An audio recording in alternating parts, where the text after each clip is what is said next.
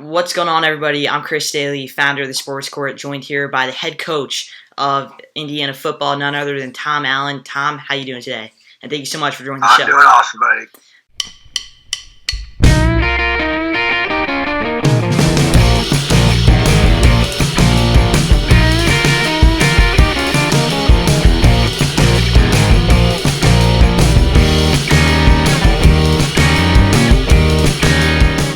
Yeah. Great to be on your show. Thank you. And Tom, you grew up in a big football family as your dad was the head coach of Newcastle High School. What influence did your dad have on you as a kid, and how did him being the coach inspire you and lead you into a coaching career of your own? Well, it was pretty significant. He was my hero. Growing up and who I wanted to be like, and obviously had the blessing to eventually play for him. But even before that, it was just going to all the practices, being raised on the sideline. My brother's 2 years older than me, and we'd go to practice together. And we were real little and play on all the equipment, the pads and stuff. And then as we got older, just always around it. Friday nights were a big deal for us and our family, and just kind of became a part of who we were and what we did, and just kind of a year-round thing. So, and then, obviously the impact is really what I saw that really influenced me to go into coaching. All the players over the years coming back, the times, and you just listen to the conversations, and you could just see the genuine influence that my dad was able to make in their lives. So that really drew me into the profession. And obviously just the film study part, I always sit there next to him when I was little and watched him watch film, and just kind of would observe all that and all the notes he'd always take. He's so detailed and everything. So there's no doubt he's made a huge impact on my life. Yeah, that's awesome, man. I actually just started coaching myself for a little rec soccer team. I'm a big soccer guy, so I love coaching, and definitely the detail, as you mentioned. I love watching videos about just what goes into it, and especially with football, everything's so detail-oriented, much more than other sports, and it's just a lot of work, especially as a head coach, and people don't realize just how much work goes into it. And from 1992 all the way to 2006, you coached high school ball before finding your way into the NCAA at Division III program wabash in 2007.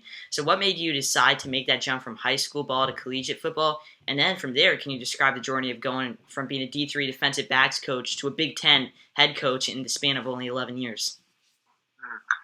Sure, it was a dream. As you mentioned, I spent 15 years coaching high school football. Started out in the state of Florida and then ended up in Indianapolis, there in my home state of Indiana, and just had a dream that I wanted to coach.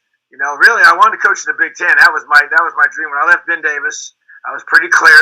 When people asked me, why I was leaving, one of the premier high school programs in the country to go to college, and it was because I had a goal of one day being defensive coordinator in the Big Ten.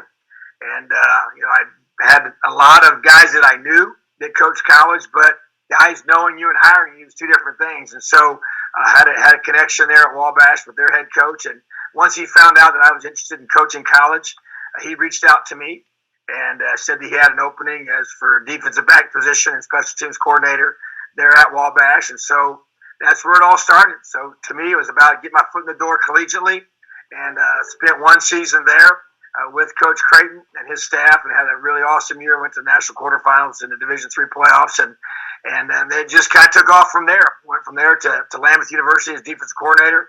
At the NAIA level, it was transitioning to Division II, and then from there went to FCS level at Drake University in Iowa, and then spent a year there as defensive coordinator, and then went into the Sun Belt at Arkansas State there, for one season with Coach Freeze, who was actually the head coach also at Lambuth University. So that was the connection there. And then he hired me as his assistant head coach and linebackers coach at Arkansas State. We had great success there. And then we had the opportunity to go to Ole Miss. And that was really that was probably the really significant game changer opportunity for me professionally. And to be able to go just a few years before that, I was at the NAIA level. And then 3 years later, ended up in the SEC as linebackers coach and special teams coordinator there at Ole Miss, and had 3 great years there, and finished up in that last season with one of the top defenses in the country. And then I wanted to have a chance to be the coordinator again. So Willie Taggart reached out to our head coach, Coach Freeze, about wanting to find someone from our staff. Our defense was ranked number 1 in the nation defensively that season at Ole Miss, and so wanted to bring that system to South Florida. And so he hired me to do that, and that was an awesome year. Had a great defensive turnaround team, and went to a bowl game And from that year, got the chance to return to my home state. It was like you said, 10 years from 2006 back 2016 season. Got a chance to come back home to be defensive coordinator in the Big Ten in my home state, which was the goal, the whole thing. Reason I left Ben Davis, left high school, was to be a DC in the Big Ten, and it came full circle, which is pretty awesome. It is awesome. Go big or go home, and you definitely took a gamble, and it paid off. And I was actually going to mention Hugh Freeze too, because now he's at Liberty, and he just coached Malik Willis, who was one of the top quarterbacks in this draft class, and it was really cool the connection you had with him as well. And you mentioned Indiana. When you joined Indiana, they were an afterthought. The football team was an afterthought on campus, but you revived the program and led them to their first top 25 ranking since 1994. Your biggest change was the culture. Can you talk about LEO, what that means, and the culture you've instilled at the Indiana football program? Sure. It's really the key, to me. Every place I've been, we didn't always call LEO, but it's always been about relationships, and that to me is at the heart of the LEO culture, which stands for love each other. It's a phrase I took from Scripture, John 15:12. But to be honest with you, really kind of initially got it from studying Vince Lombardi. He talked about his best teams, his greatest teams. Obviously, one of the greatest coaches to ever live, and he talked about the one quality that stuck out to him was they loved each other. And I never forgot that. And as I coached the high school level, the college level, I just felt like that was all the great teams I was a part of. That's what I would say was true, that they truly cared for one another. And it was way more about the football team than it was the individual player. And it is. Football is a great team sport. We have 125 players on our Indiana football team. And that's what we're trying to do, is build a tremendous team here and not a bunch of individuals that are playing, side by side. So that to me is really the core of it. And it's about building trust, building a strong and high level of relationships to where those players know that we love them way more as a person than as a football player. And that's my goal here at Indiana. And because I believe when you know that, when that's the case and that foundation is strong, you become free to play your best on game day. Because there's a lot of expectations, a lot of pressure placed on collegiate athletes, and they have a lot of pressure on them to perform at a high level. So do coaches. And so I want those guys to know that, man, it's the love we have for them is unconditional. It's not based on the fact that they, can score touchdowns or make a bunch of tackles, and if their value is based on that, it's based on who they are as a man. And I think that's a powerful thing. And I also think that it's woven into everything we do, is that we're going to care about you as people first, but then we're going to hold you accountable. It's accountability, toughness, and love are the three pillars of our program, and we brand them with the phrase LEO. And so to me, it's holding guys to a high standard of accountability, because I know what these guys want. We sit down together face to face, we go over it, and we just kind of chart out their goals and their vision for what they want individually. I know what we want here as a program, and we're going to hold those guys to a high standard of how they prepare, how they live, how they take care of the little things in their lives, in the classroom, in their personal life, and on the athletic field, in the great sport of football. So to me, it's a holistic approach of trying to help these young men become special individuals in their life, so that one day they become great husbands, great fathers, great leaders in the community, that we all know that is the reason why this great game is played. That's amazing. And you mentioned there's 125 guys, and not every single guy, mostly guys, are not going to go to the NFL, and they're not going to play football after college. This is their final 4 years in college. And what you just talked about, developing them as a man and developing them as a person. And I see a lot of interviews with people that play college sports and then didn't have a good time in the pros, or they didn't play pros at all. And they talk about just how much college meant to them, and what their college coach meant to them, and how it shaped them and built them into the person they are today. And sometimes you see even coaches don't do that, though, and then it explains why some people are the way they turn out to be. So it's definitely interesting, and it's awesome what you built there at Indiana. And in that first game in the 2020 season, Indiana upset Penn State 36-35 in an overtime classic. It really put Indiana back on the map, and finished the year the 11th spot in the country, and you took home 2020 Big Ten Coach of the Year. So what did it mean for you to see the success of the program, and just how nice was it to get that overtime upset win over Penn State? Well, it was a culmination of a lot of things, a lot of hard work, a lot of little components to it that kind of culminated in that moment, when we had the chance to, as you stated, in overtime, with the ball, and we had to make a decision about what to do after we scored, and we decided to go for two, and had made that decision really even before the touchdown, just because I kind of knew how the situation had kind of played itself out, and this was our opportunity to upset a top 10 team in the country, a team that we've only beaten one other time in our program's history. And so the team, came together. The final drive leading up to even sending it to overtime was unbelievable. Just offensive line play, receiver play, tight end play, quarterback play, running backs, everybody stepping up, doing their job. The defense, obviously doing their job to get the ball back. And so it was a complete team effort, and the coaching staff I had, and have here currently is just amazing group of guys that have bought in, and the players on that field at that time were just a part of history, and it was a very, very key point for us to be able to build. And 2019 was a really, really good season as well, so it was kind of a gradual climb to that, but that moment, without question, was huge. And because of that, you kind of take those moments and then you use them as a catapult, to be able to propel you to higher levels. And we were able to just continue to grow in our confidence in that season and have a tremendous year. And so just want to build off of that. It's a desire to build a program and not just to have a good season, but to be able to build something that will be able to last and to be able to have a culture that withstands the test of the good and the bad. We had some rough things happen in 2021, but you know what? That's part of building a program. Sometimes you have ups and you have downs, you have highs and you have lows, and that's life. And how you handle those and how your ability to do that is critical. So, but to me, I think back, and that will always be a memorable play, memorable season, and just some great things that'll be a part of the Indiana football history.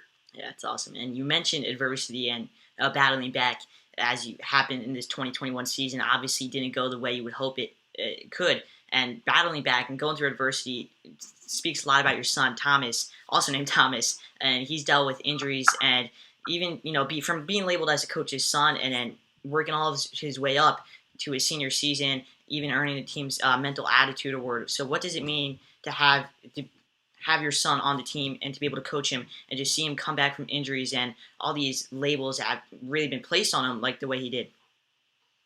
Yeah, it's just really amazing, so much respect and love for him, what he's been through, just all he did have. He had a lot of injuries to battle through, and he just always came back, even the most serious one of having a dislocated hip and having a plate put in there and 7 screws and playing with that his senior season, and graduating and getting his MBA, which is an awesome accomplishment, and just all those great things. Just what a blessing to be able to coach him.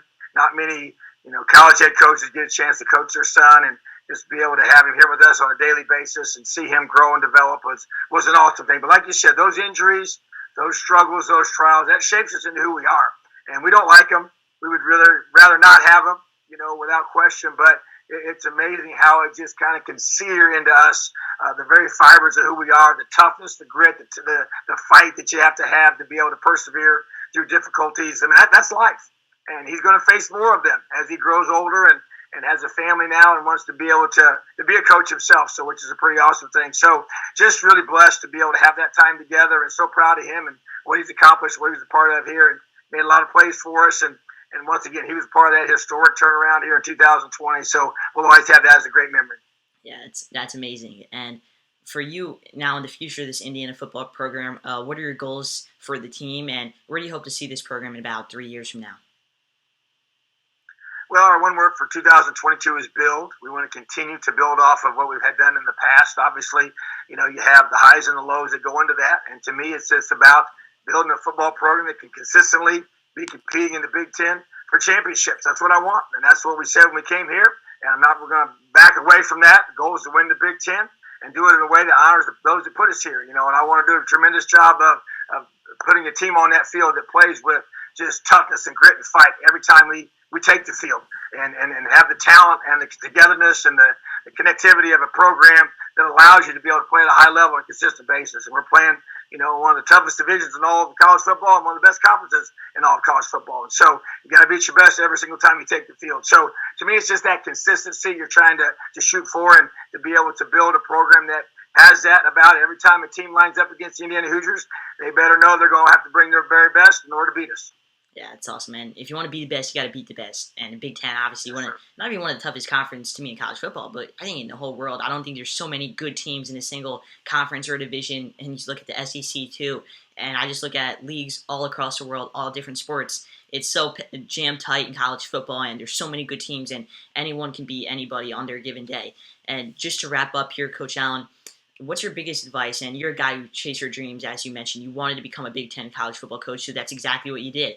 So what's your biggest advice to someone who wants to chase your dreams, not a coach, or even if you're not a coach and you just want to get out there and do what you want to do in life? Well, it's going to take some risk. You're going to have to embrace, the unknown. You're going to have to go after things that aren't guaranteed, and that was the whole, we left the high school level a very, I don't know if it's safe, it's more secure. You have a base level of it. You got your whole pay scale charted out for every year you're there. Your retirement's all guaranteed, all those kind of things if you fulfill your responsibilities, and went into a world where none of that was guaranteed. Every year is a new year. Every opportunity was different, and the future was not not secure at all. So I think you got to be willing to take risks. You got to be willing to chase that dream, regardless of what people say you can or cannot do. It's about what you believe in your heart. And for me, I feel like the good Lord put that dream in my heart, and I wanted to chase after with all that I have and have no regrets. And I had no guarantees that it was going to work out. I didn't know if I was going to end up at this level or not, but I knew that I had that desire and dream, and therefore I was going to chase after it. And if it didn't work, then I would know that I could look myself in the mirror, know that I did everything I could to be able to pursue it, and I could just be content with that. But at the same time, I've been really blessed, and it has worked out, So, but to me, the key is, are you willing to step out of your comfort zone, step out of the familiar and the normal, and go after something that's, much, much bigger than what you're currently at? And maybe some people say you can't do it. And that's even makes it more fulfilling and more awesome when you do. So to me, it's just about chasing those dreams with no regrets on your life. Live your life with conviction and purpose and passion every single day. And I think when you live that way and you know that this is way more about others than it is about yourself, I think special things can happen. That's spot on. And I love when you talk about the comfort zone too, because I always think that myself. I just feel like you grow so much when you're outside of your comfort zone. And for me, I started this sports media company almost 3 years ago actually now. And I've been interviewing and started with a little squeaky voice, and people are like, oh, you can't interview anybody.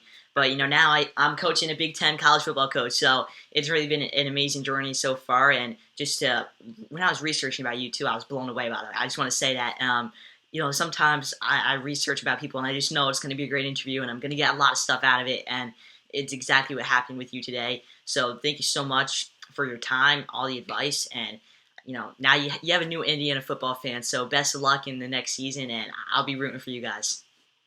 I appreciate that, Chris. You do a great job. Keep chasing your dreams as well. Have an awesome